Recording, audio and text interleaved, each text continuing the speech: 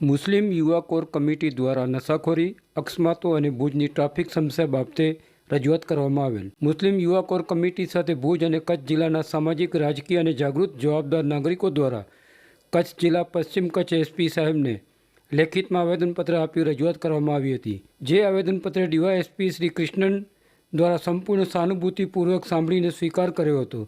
સાથે આરટીઓ કચેરી ખાતે પણ અધિકારી શ્રી વાઘેલાને પણ રજૂઆત કરવામાં આવી હતી. મુસ્લિમ કોર કમિટી દ્વારા એક અખબારી યાદીમાં જણાવવામાં આવેલ કે લાંબા સમયથી કચ્છ જિલ્લાના વિવિધ વિસ્તારોમાં નશાખોરીના કારણે વ્યાપક સમસ્યાઓ ઉદ્ભવી રહી છે.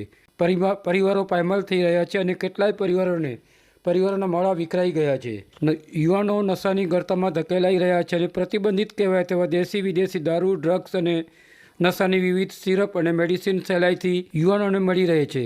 આ સાથે રજૂઆત કરવામાં આવી હતી કે છેલ્લા લાંબા સમયથી સમગ્ર કચ્છ જિલ્લાના વિવિધ માર્ગો પર બેફામ બનીને દોડતા ભારે વાહનો તળે અનેક જિંદગીઓનો અંત આવ્યો છે. અનેક પરિવારો નિરાધાર બન્યા છે.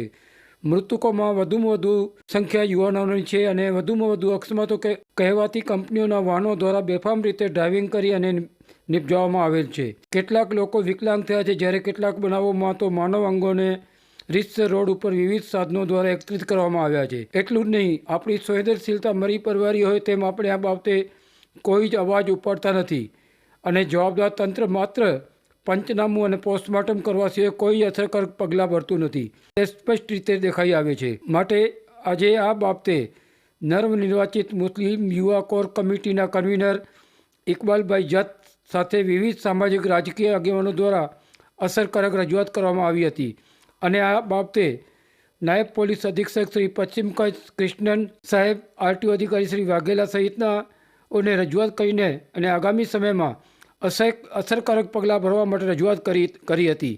એટલું જ નહીં, સાથે ભુજ શહેરની ટ્રાફિક સમસ્યા બાબતે જવાબદાર જાગૃત નાગરિક મોહમ્મદ લાખા દ્વારા સમસ્યા અંગે વિવિધ ઉપાયો પોતા પાસે હોવાનું અને તંત્ર જો ઈચ્છાશક્તિ બતાવે તો એ બાબતે શક્ય એટલું અમલીકરણ કરવામાં આવે તો ભુજ શહેરની ટ્રાફિક સમસ્યામાંથી મહદઅંશે છુટકારો મળી શકે એમ છે.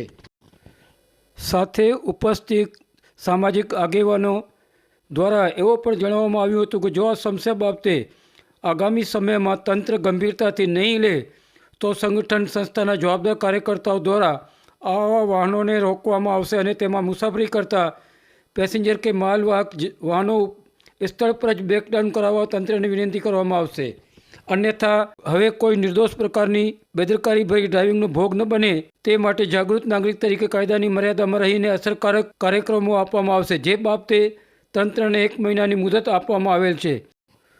આ સમયે ઇકબાલભાઈ જત, મોહમ્મદભાઈ લાખા, મોહમ્મદભાઈ ખલીફા, અનીસભાઈ જુણેજા, મેહુલભાઈ સૈયદ, રિઝવાન શાહ, સૈયદ મહેમૂદ શાહ, ઝકરિયા સુમરા, અલી ખલીફા, શોએબ મહેમણ સહિતના ઉપસ્થિત રહીને રજૂઆત કરી હતી.